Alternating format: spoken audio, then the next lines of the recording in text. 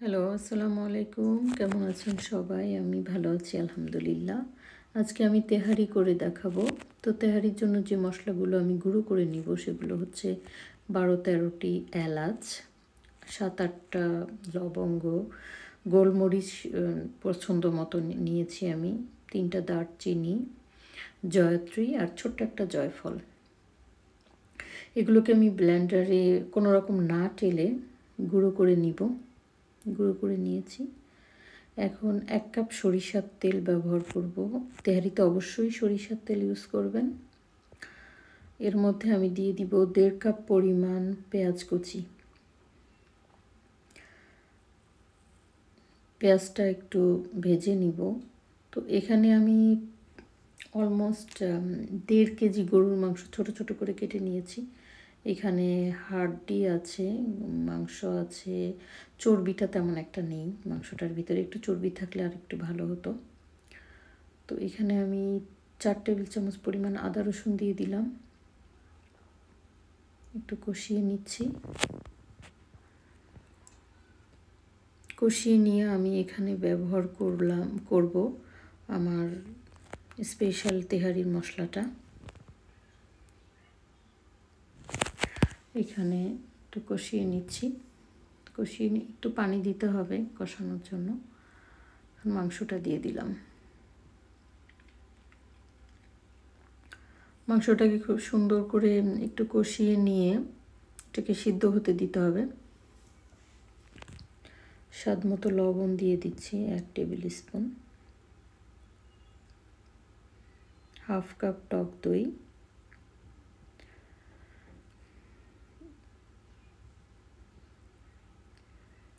এবং দিয়ে দিচ্ছি স্বাদ মতো কাঁচামরিচ। আমার এই কাঁচামরিচগুলোতে ঝাল কম। নেড়ে চেড়ে মিশিয়ে ঢেকে দিলাম।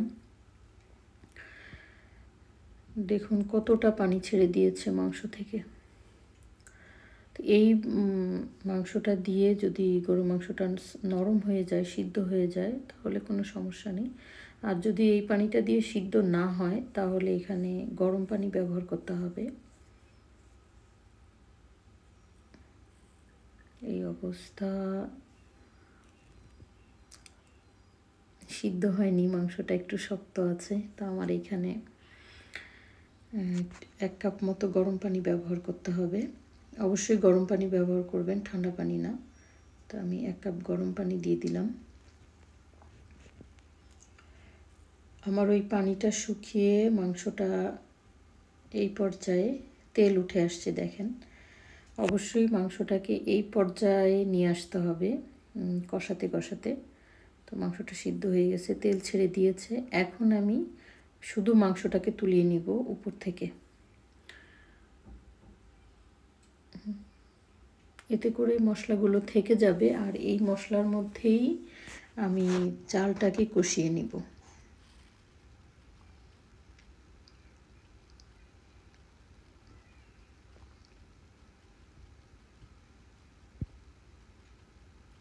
হয়ে গেছে, আমি সবগুলো তুলে নিয়েছি। এখানে আমি চিনি গুঁড়ো পোলাওর চাল নিয়েছি। তেহারিতে অবশ্যই বাসমতি চাল না, চিনি গুঁড়ো পোলাওর চাল, যে কোনো পোলাওর চাল ব্যবহার করবেন। এতে তেহারিটা খেতে খুবই সুস্বাদু হয়। চালটাকে ভালো করে নেড়ে চেড়ে মশলাটার সঙ্গে মিশিয়ে নিতে হবে।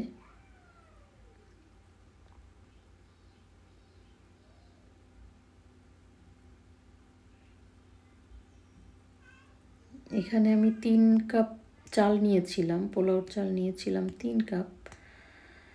তো 3 কাপ পোলাওর চালে আমি পানি দিয়ে দিব 5 কাপ।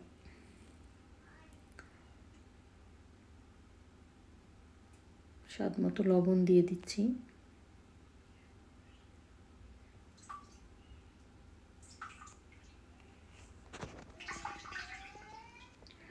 আমি যে 5 কাপ পানি দিয়েছিলাম, এই 1 কাপ গুঁড়ো দুধ গুলিয়ে আবার দিয়ে দিলাম। গরম পানিতে গুঁড়ো দুধটা গুলিয়ে নিয়েছিলাম। তো এই হয়ে গেল আমার 6 কাপ। 3 কাপ চালে 6 কাপ পানিতে খুব সুন্দর ঝরঝরে রাইস হবে।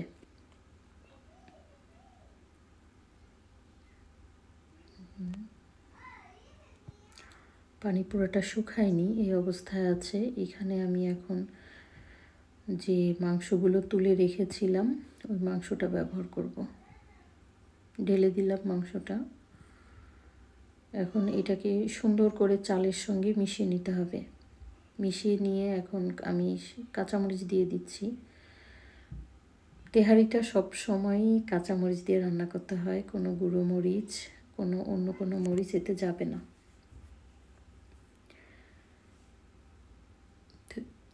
5 মিনিট পরে ঢাকনাটা খুললাম। এখানে আমি এখন দিয়ে দিব টেস্টিং সল্ট। অবশ্যই টেস্টিং সল্ট দিতে হবে। এখানে কেওড়া আর গোলাপ জলের পানি আছে এক টিস্পুনের মতো। স্বাদ মতো অল্প সামান্য চিনি। এখন এটাকে একটু নেড়ে চেড়ে মিশিয়ে ঢেকে দিব। একদম 20 থেকে 25 মিনিটের জন্য আমি এভাবে ঢেকে দিচ্ছি।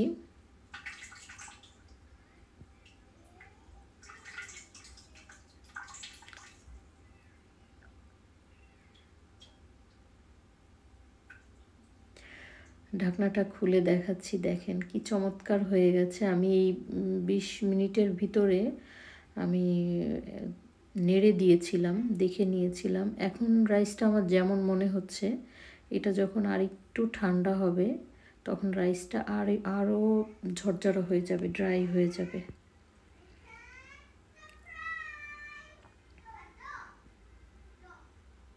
দেখুন মাংসটা কেমন সফট হয়ে গেছে। গরম, আমি ধরতে পারছি না। এই যে খুবই সফট, খুবই সুন্দর হয়ে গেছে মাংসটা।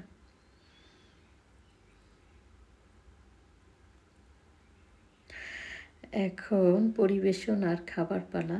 দেখুন এটা নর্মালি কাঁচা পেঁয়াজ, কাঁচা মরিচ আর শসা, শুধু এটা দিয়েই খেতে ভালো লাগে, অন্য কিছু আসলে ভালো লাগে না।